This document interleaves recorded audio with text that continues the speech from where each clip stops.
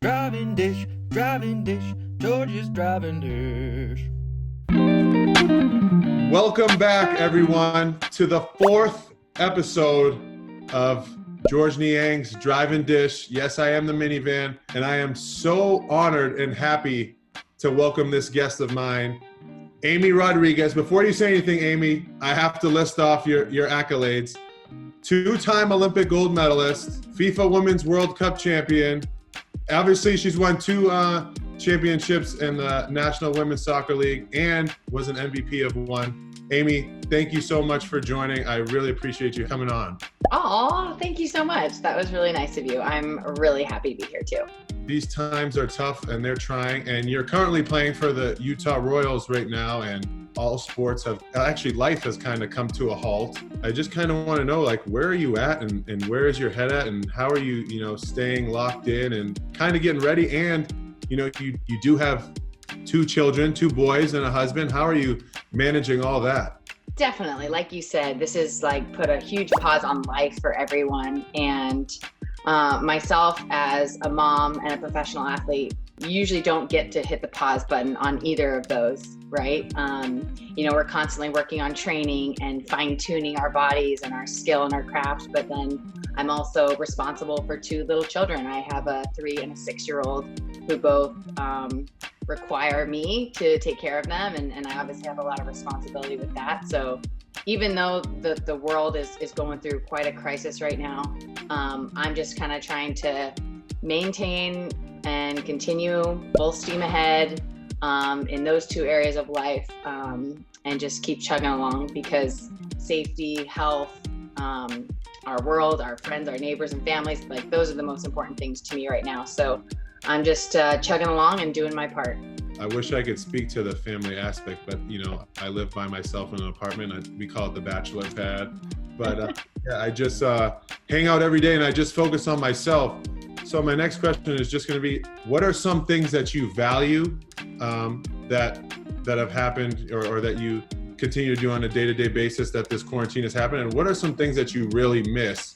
So this is so weird for me to be living at home with my kids and my husband, during this time of the year when normally I would be out in Utah. I would be out traveling, playing in different states, throwing on my soccer cleats and playing in stadiums at this point right now. But right now I'm actually at home and with them. And so there is a really nice family benefit to being at home with them. Like I said, my kids are really small, and to be in their life every day is a blessing. And when you're a professional athlete, and you're on the road traveling and playing for your team, you don't always get that luxury. So I am counting my blessings in being able to care for them and to be around them.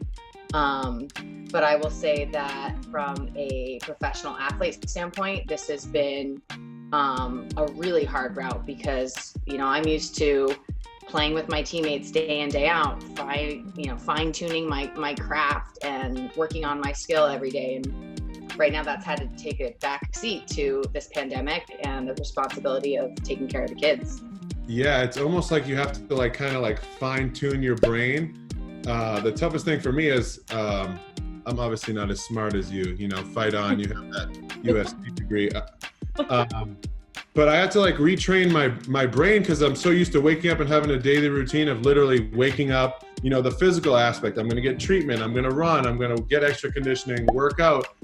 And now it's I pick up a book and I'm it takes me almost 3 minutes to read a page. And I'm come on, George, we need to ramp this up and get it going. And, obviously you're in mom mode now, I'm sure, with a little bit of, training mode.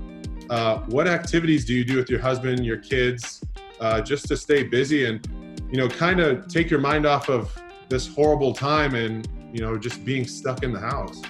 I do think this is a unique time where a lot of us can kind of grow outside our comfort zones and do things that we normally wouldn't. Like you said, picking up a book and reading and having that time is not always a luxury of ours. But right now, I don't know, for me, I'm doing a lot of bike rides with my kids. We play in the backyard.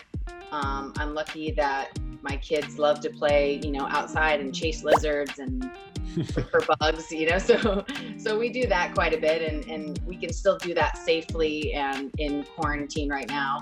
But yeah, it's kind of, switching our minds off to growing and doing something kind of new right now. That makes me happy that I don't seem like an outcast. If, my mom hated that I was chasing lizards and getting my hands dirty. So if every boy does that, then I feel like I fulfilled, my childhood. So I'm happy they do that. I'm a normal boy. All right. Now we're kind of going to hop into what you like to do in your free time. When it's just Amy Rodriguez, when it's just you, what are some of your hobbies? What are some fun things that you like to do? Well, it's never hardly just me ever, because like I said, I'm a mom of 2 little kids, but I enjoy shopping. I love going to the movies. Yeah, right? Who doesn't? Shopping, yes. But I think that all of my normal kind of weekly activities that I would normally do, I can't do them right now. So it's hard to say that that's my hobby. But like, I'm an outdoorsy kind of person, so I'll do bike rides, scooter rides, go for walks, really just kind of anything to kind of step away from the pitch, because as you know, soccer is such a demanding part of my life, having to always study it and train. It's kind of good to step away every once in a while and do outside things. To be honest with you, when I think about soccer and I think about how I'm built and then all the running involved in it, I just kind of like cringe and like get like real sore thinking about. You're sore. I'm like, this is a lot of exercise. It's almost like an unwritten rule, like you have to have a 6-pack to play soccer, which I would not in that category. So your journey, you win an Olympic gold medal. I think it's in London, right? Yep. Then you decide, which most people are either like family or career. You're like, you know what? Screw it. I'm going to do both. Tell me what you were thinking, and then we can get into the back half of your career after that.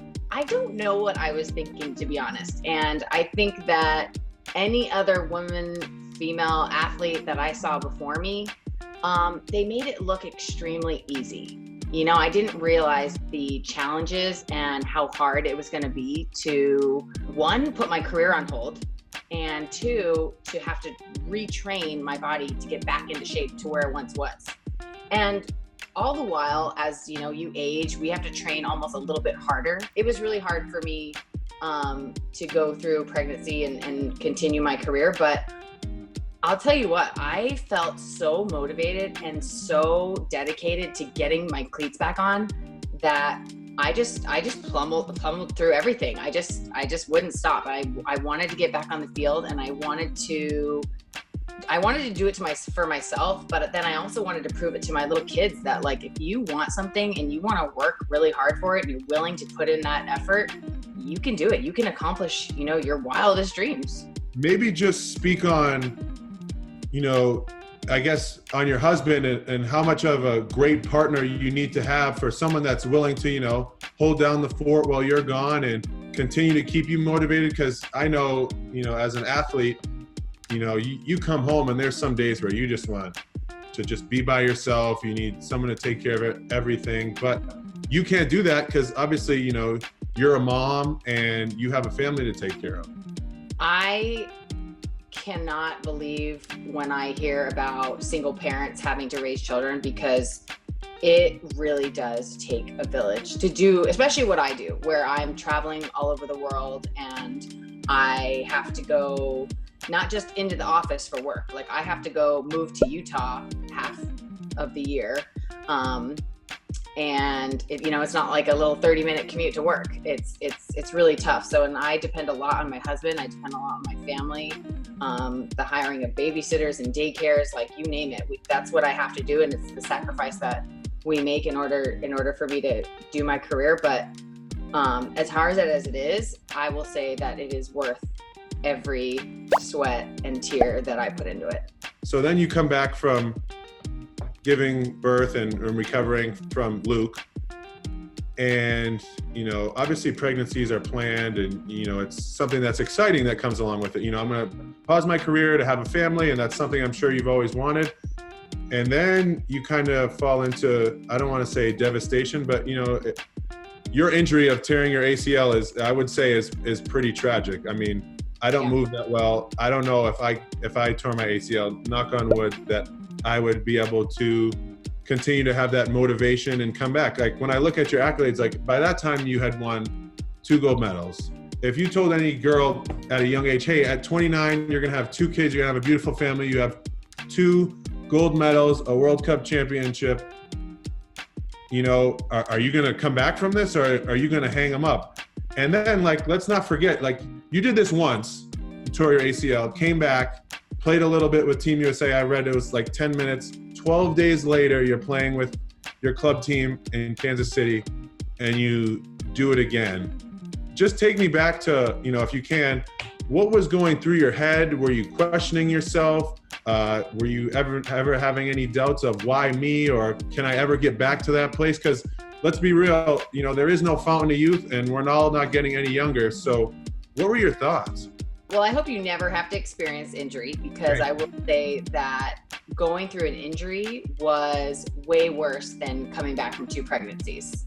Yes, pregnancies are planned, injury is not. And I didn't choose that, and I didn't want it to happen. But in my very first pro game back after having my son is when I tore my ACL. So like you said, I was getting myself back in shape. I had just been out the year prior due to pregnancy, and now I was going to have to sit out another year and go through the ups and downs of injury and rehab. So it was a pretty low time for me, for sure. I had just scored in my first game back, like maybe 10 minutes prior. Oh. And so I had finally felt like, yes, this is me. I'm back to playing. I'm my old self again. And then I got knocked down again. And I do a lot of reflection. And I think that sometimes, I don't know, we need to show that resilience in our sport. And the year of 2016 and 2017, when this happened, you know, those were my years of resiliency. When things got tough, like I still pushed on, and I've always wanted to kind of be at the top of the mountain, you know, make it to the peak. And sometimes I tell people that, like, there's different routes to the top, and mine just looked a little bit different than I thought it was going to. But I still found a way, and when I look back, I'm really proud on that. You know, I do think of it as a blessing, because it taught me a lot about myself, showed me resilience, and, you know, taught me a lot about hard work and dedication. Yeah, you know, when we talk about success isn't just a journey straight up. It definitely has its ups and downs.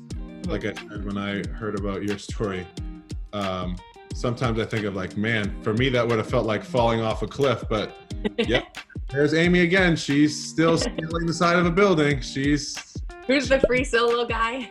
Alex guy. Yeah, exactly. Free solo. Golly. You know, you had an opportunity to play on the U.S. women's national team, right?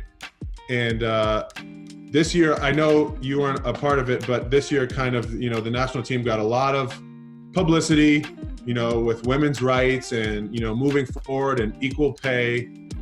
And I just want to grab your thoughts on that. And then maybe have you touch on, when you were a part of the team, what were your feelings towards it, and how did everybody come about it and come together? Because I think the best thing about the United States women's national team is they're everything that's right about a team. They're unified, they're together, and they're not only doing things to win games, but do the right thing and set an example for young women and for what is right and should be right in the world.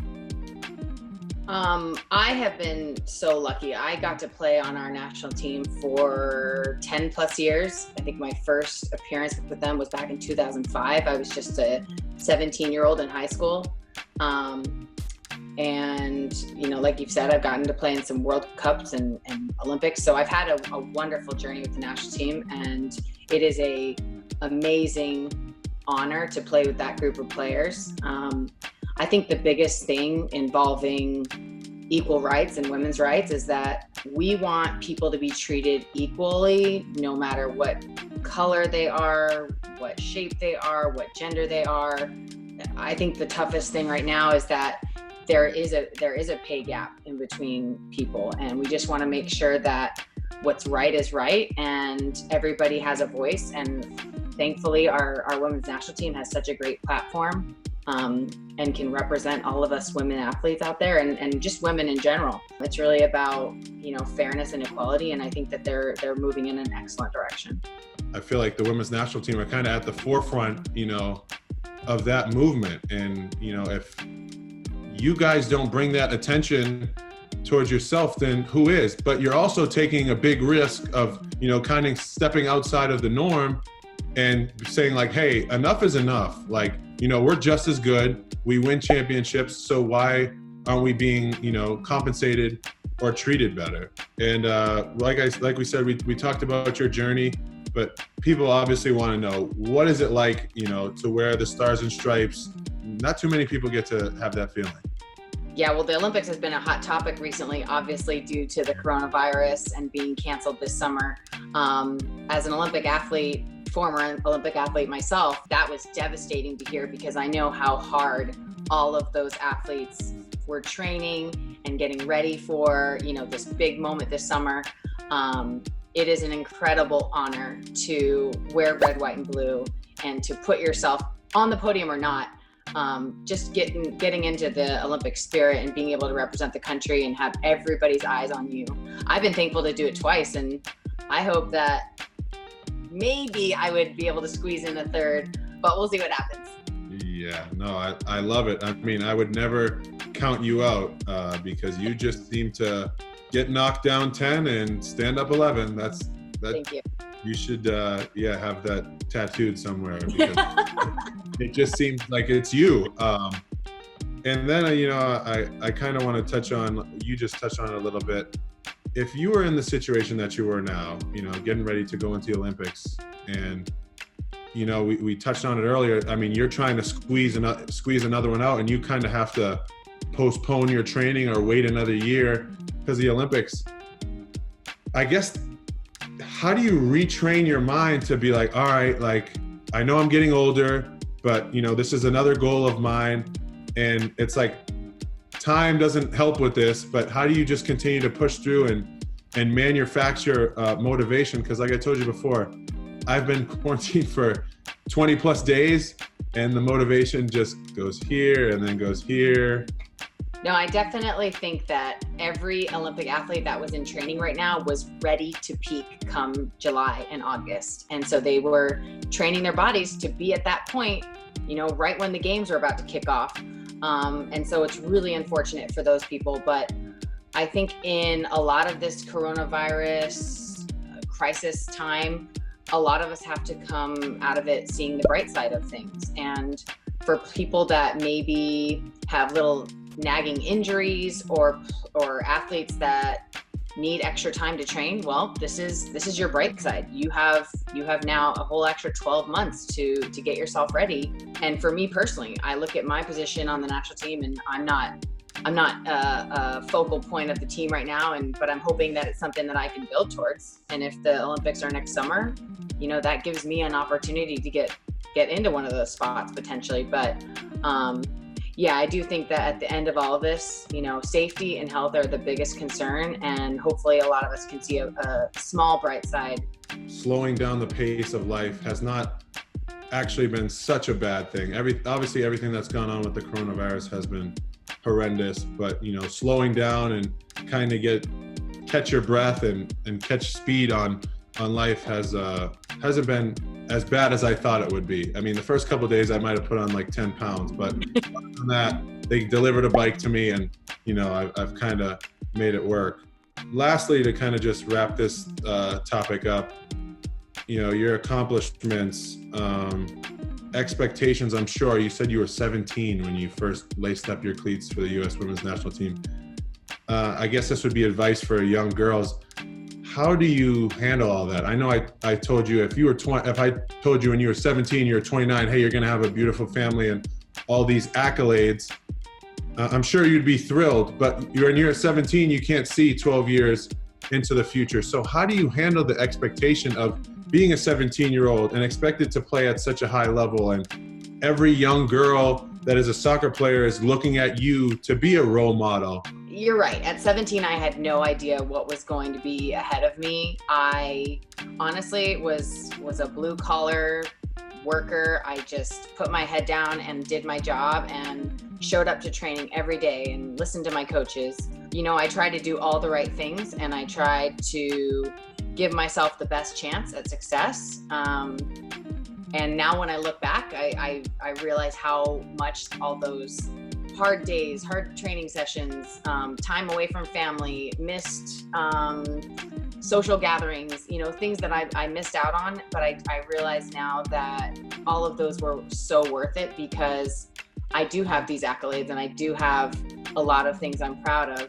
But I think that for those young girls out there that are kind of finding their path right now, I just think that hard work goes a long way. And if I put everything into everything I have into my task at hand, I can walk away feeling proud of that.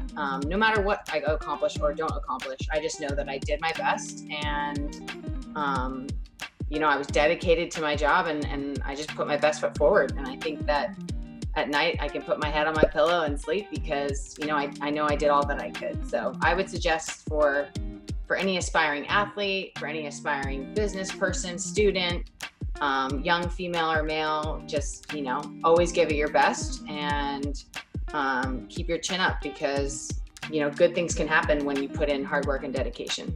Yes, and you are a testament to that, which leads me to the $1 million question, Amy. A-Rod. They call her A-Rod, by the way. That's her name. She's the original A-Rod, not Alex Rodriguez. It's Amy Rodriguez. How much longer do you plan on doing this? I don't know if this is too much of an intrusive question, but like you would, like I keep saying, like some people's cup would be filled with the accomplishments you achieved at 29. What more do you want to accomplish?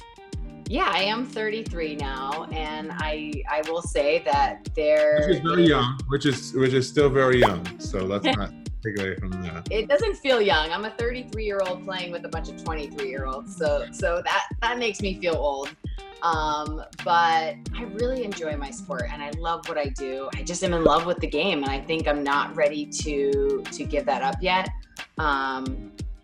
I think I'm going to make it a goal of mine to get all of my numbers up to 3s. I would love 3 NWSL championships. I would love 3 gold medals. I think that would be kind of a cool addition to my long list of accomplishments. And so there's still that little fire burning in me, and I'm going to just keep playing as long as I can. I'm sure the people that are playing against you are like, will this fire be put out? We're sick. It ain't getting put out, no. Yes, she's been tracking us down for a long time. Oh, that's so awesome. Well, Amy, we try to move into a fun segment here. I'm called the minivan. I wear this. This isn't the same shirt. I have a bunch of them that they give. But the reason why I'm called the minivan is because let's just say I'm not out on the court moving like a Ferrari. Okay. So if you had to categorize yourself as a vehicle, Ooh. and how you move and how you play, where would you fall in that narrative? Are you a Nissan? Are you a Lamborghini? I heard you're fast, so maybe a McLaren. I don't know. I think maybe you could help me with the car brand, but I feel like the kind of car I would be something. I'm not flashy, but I will say that I am kind of a speedy player. So maybe something with a lot of torque and speed, but not necessarily the flashy lights. Okay, so I got one for you. Ready? I'm gonna say like one of the fastest NASCARs, because like you know what I mean, you crash, but then you can get up and continue going. Because like, you know, like I said, with, you know, being pregnant, you know, you may have like a flat tire. And then, you know, with your injury, you may have a dent in the side, but yet that car just keeps coming around, and that checkered flag just keeps coming away. That's awesome. NASCAR all the way. Amy Rodriguez, there you guys have it. She's fun, she's cool, and she's a badass. Amy, thank you so much for joining us on Drive and Dish. We really appreciate you. Thank you. You too. Have a good day over there. Stay safe.